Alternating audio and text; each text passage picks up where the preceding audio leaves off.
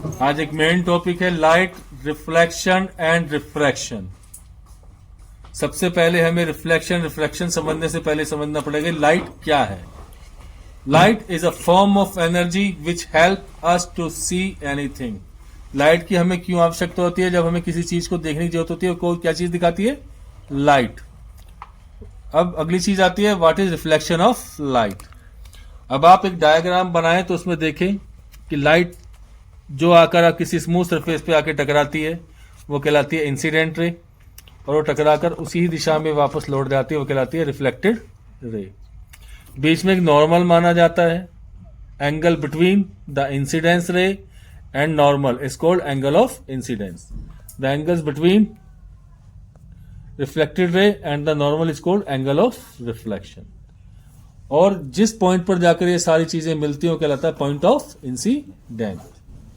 तो रिफ्लेक्शन की डेफिनेशन क्या हुआ? द बाउंसिंग बैक ऑफ रे of light from a smooth surface in same direction is called reflection of light. Law of reflection दो होते हैं।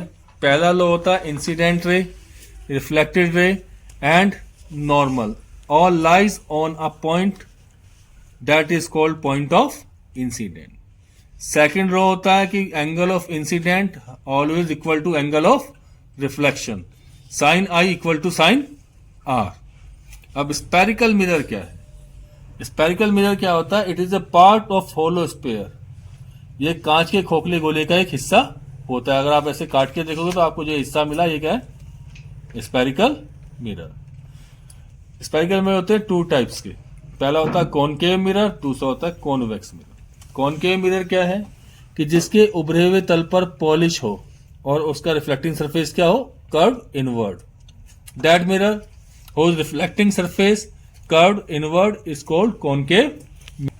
सेकेंड वन है convex mirror.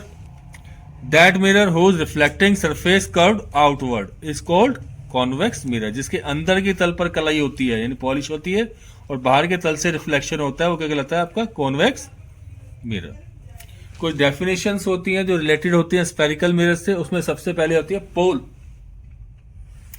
The centre of reflecting surface of a mirror is called pole. It is represented by capital P. किसी भी reflecting surface का जो मध्य बिंदु होता है, बीच का बिंदु होता है, वो क्या कहलाता है? पोल। सेकेंड वन है centre of curvature. Centre of curvature क्या कहलाता है? कि उस कांच के खोखले गोले का सेंटर जिसका कि वो स्पेरिकल मिरर जो है पार्ट है वो क्या कहलाता है? Centre of curvature.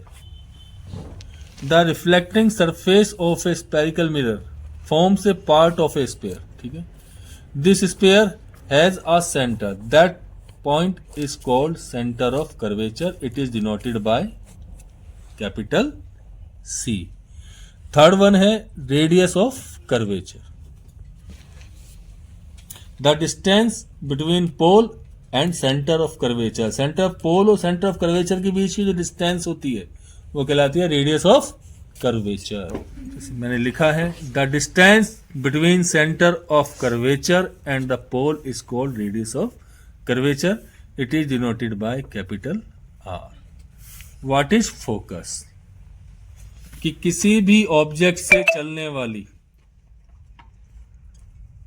Light of ray after reflection जिस पॉइंट पर आकर मिलती है वो कहलाती है focus. That point on principal axis at which a ray of light meet after reflection is called focus. Principal axis. Principal axis क्या होता है? It is an imaginary line. Imaginary line which goes from centre of curvature and pole. ये एक मानी हुई line होती है जो centre of curvature and pole से होकर जाती है।